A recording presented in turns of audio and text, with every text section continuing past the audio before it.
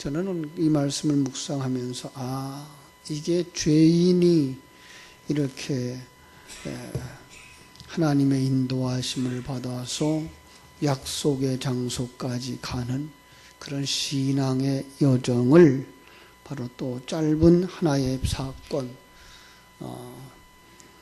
이 가이사랴에서부터 로마까지 가는 이 사건 속에다가 담아주셨구나 하는 것을 보게 됐습니다. 만약 그것을 보지 못한다면 기껏 볼 수 있는 것, 역사 속에서 바울의 행적에 지나지 않습니다. 그렇게 되면 그런 상황에 처하지 아니한 자기와 바울은 아무 상관이 없게 되어지고요. 내가 지금 가고 있는 이 길을 망각하게 됩니다.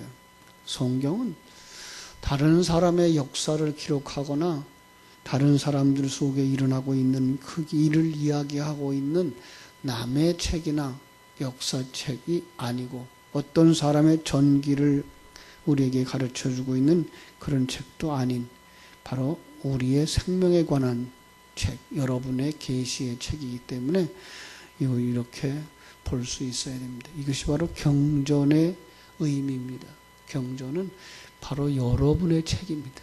여러분의 어떤 부분을 계속해서 지적하고 있고 가르쳐주고 있다고 하는 것 우리가 볼 수 있어야 될 것입니다. 그렇습니다.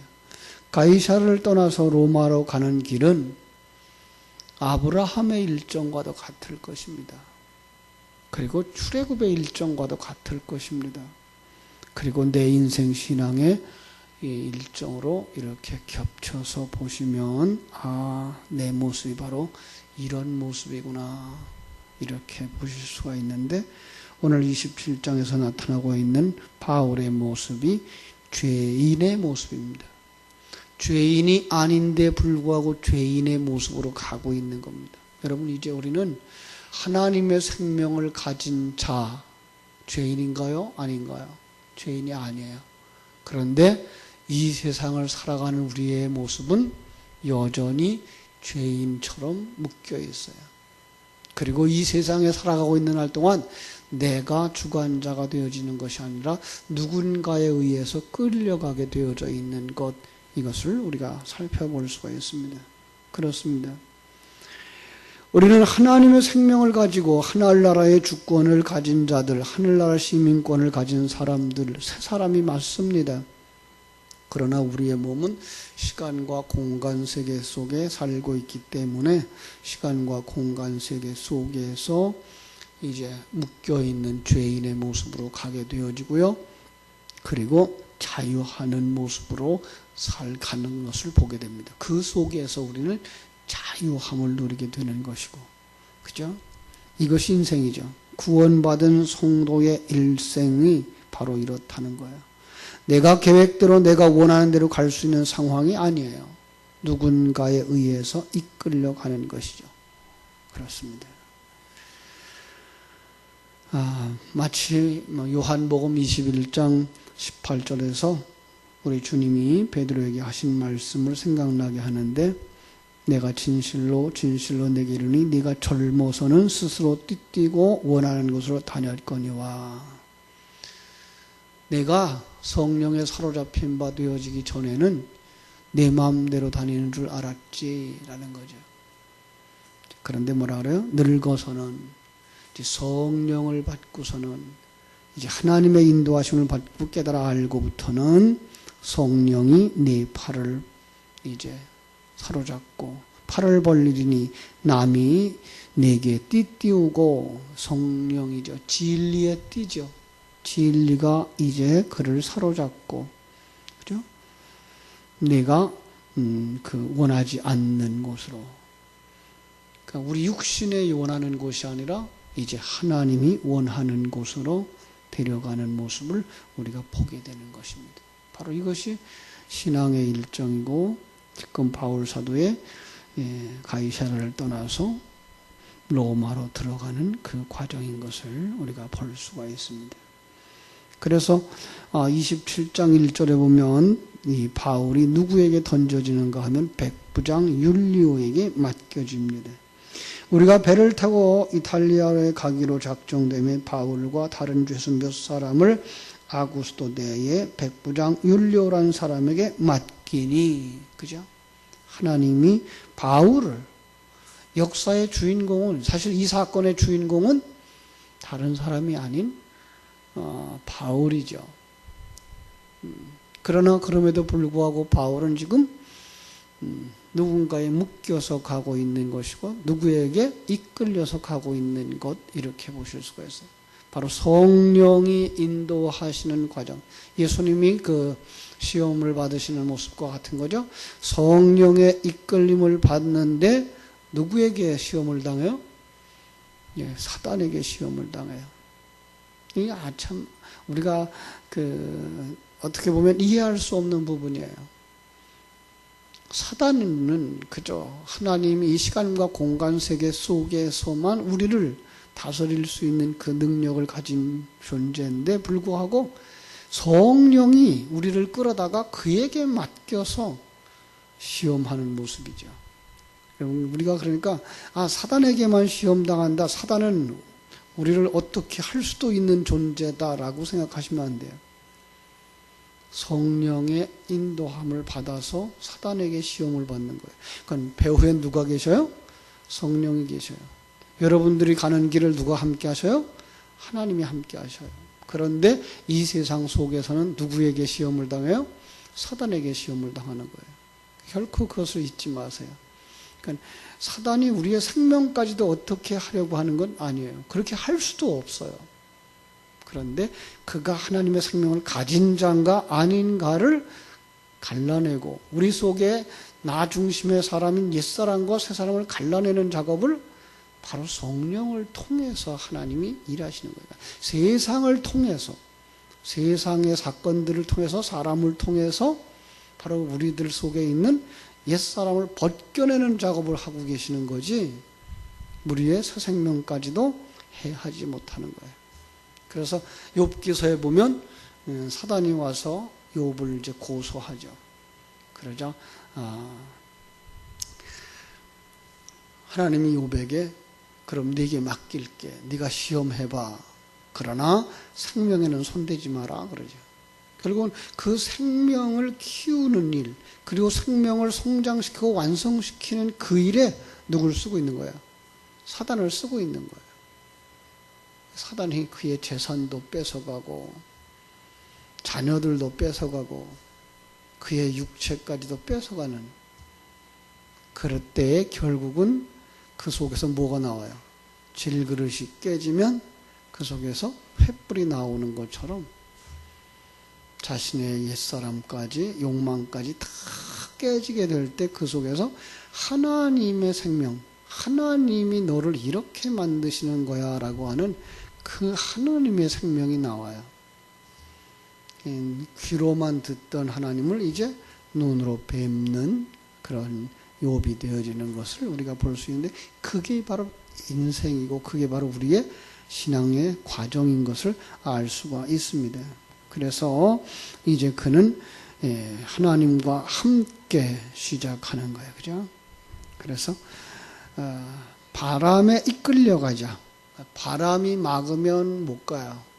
그거 바람이 막을 때 억지로 가면은요, 그들은 고난을 당하게 되어 있어요. 그래서 바람, 폭풍, 무엇을 볼 수 있어야 되죠? 바로 하나님의 인도하심, 성령의 인도하심, 이렇게 보실 수도 있어야 돼요.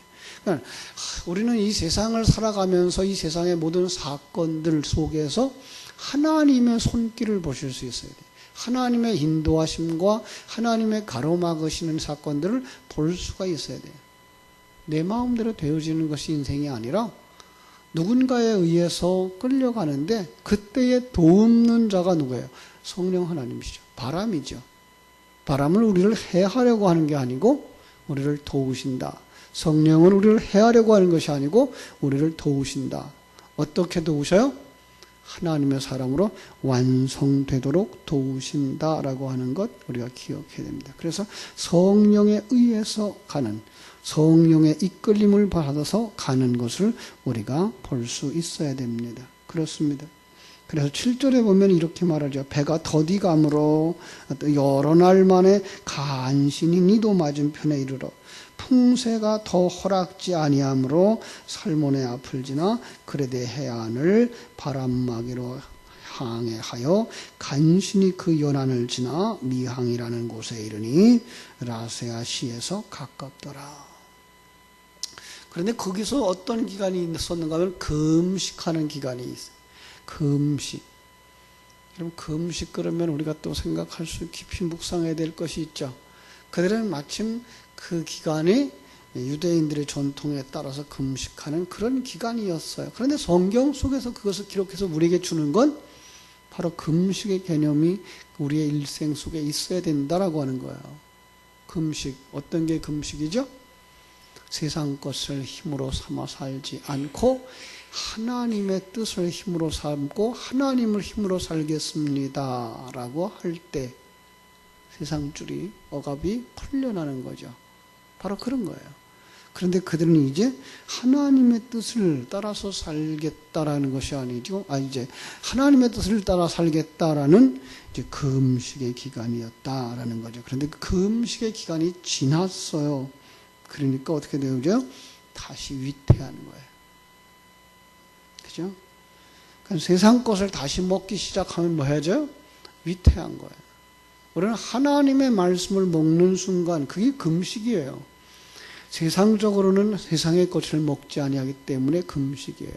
그런데 그 기간에 우리가 아무것도 먹지 않은 게 아니고 하나님의 입으로 나오는 모든 말씀으로 사는 것이기 때문에 바로 우리는 진리 가운데 풍성해지는 거죠. 그러나 금식이 끝나면 어떻게 돼요?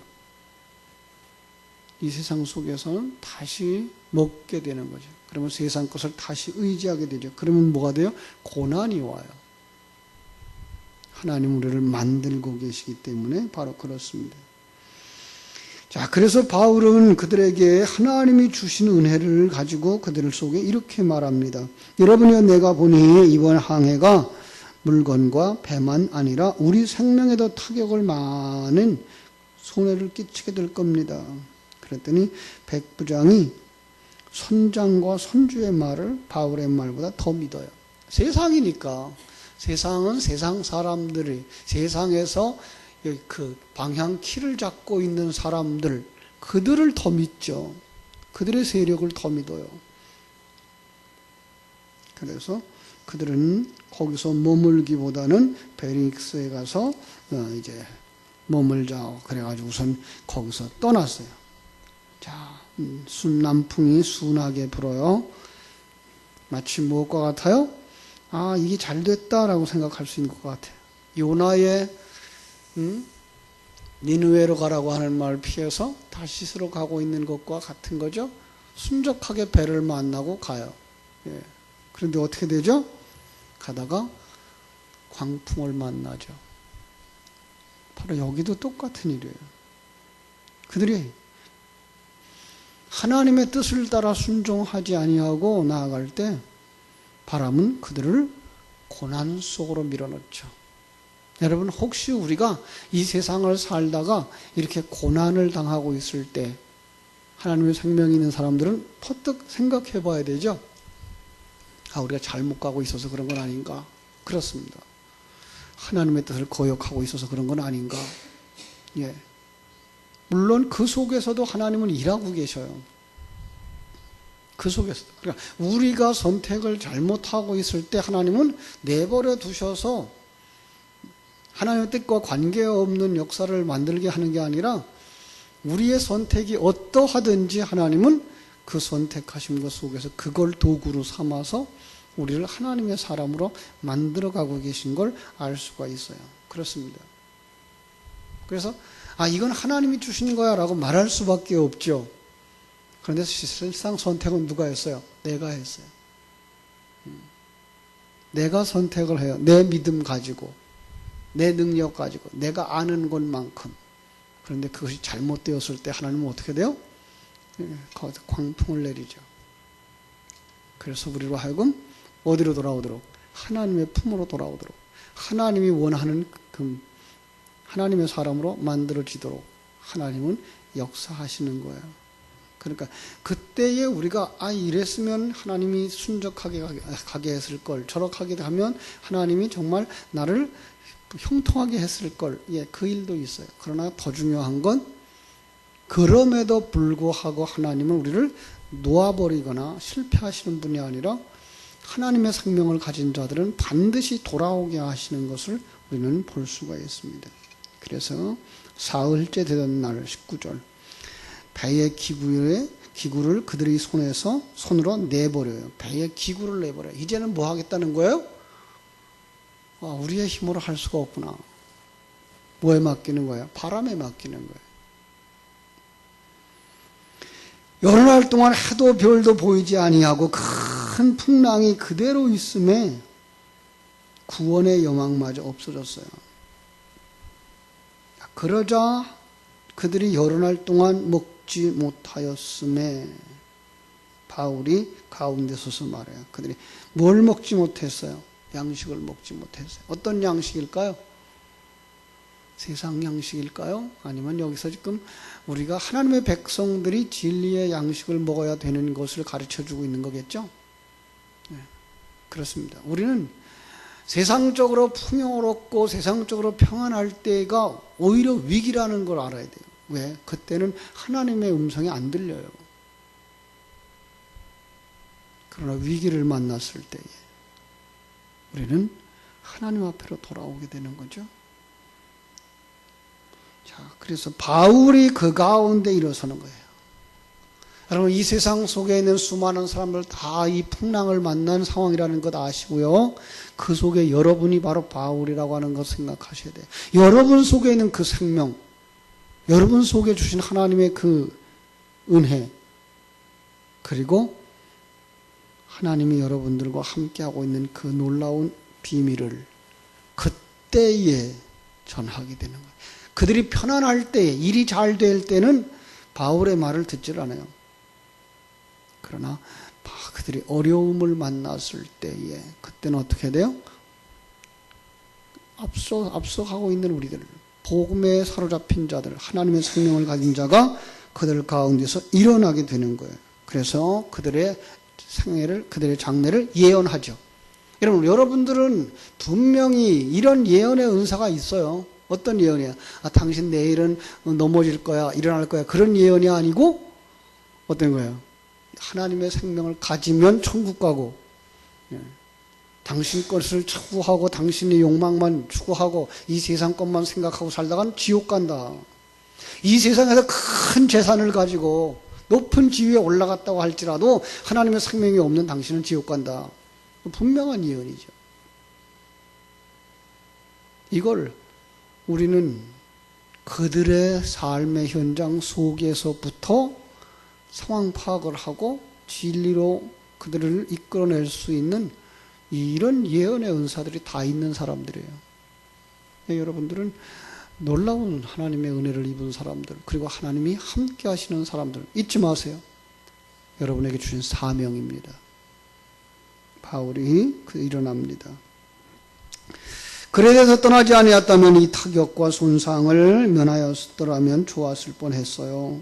과거에 대한 근거죠. 왜 지금 이렇게 됐다고요? 왜 지금 우리가 이렇게 어려움을 당하고 있다고요? 타락해서.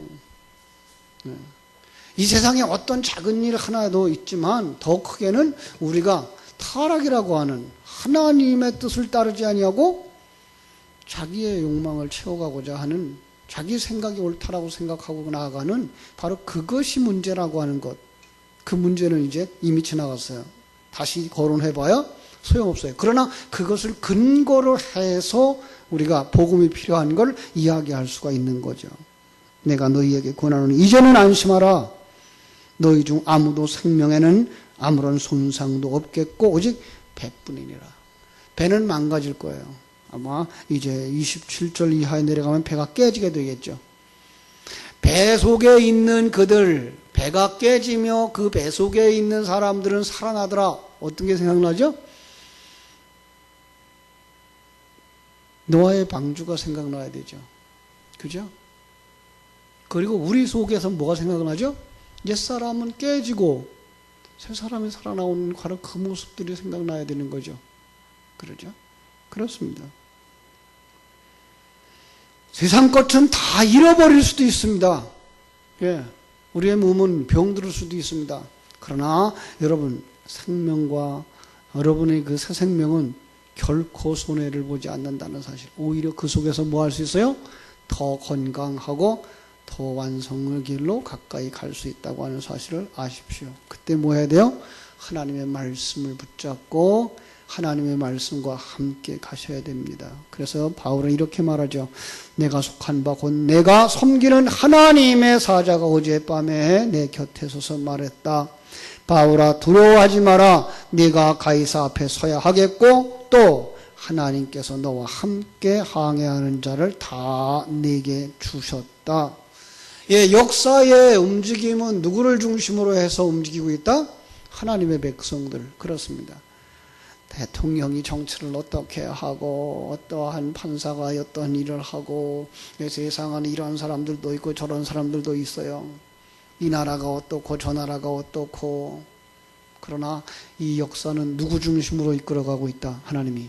하나님의 백성 만드는 데에 핵심이 있어요. 하나님의 백성들이 이 세상에서 편안하게 사는 데에 중심이 있는 게 아니라 하나님의 생각은 뭐예요?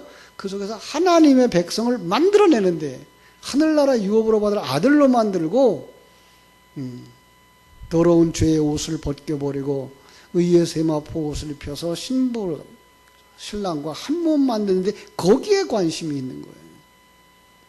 여러분, 그러니까 우리는 이제 관점이 다른 사람들, 거듭난 사람들이에요. 하나님의 뜻을 알고 묵상하고 그걸 생명으로 가지지 아니하면 하나님이 어디 있어요? 이런 말 할 수밖에 없어요. 왜? 세상 사람들보다 우리가 나은 게 없어 보이거든요.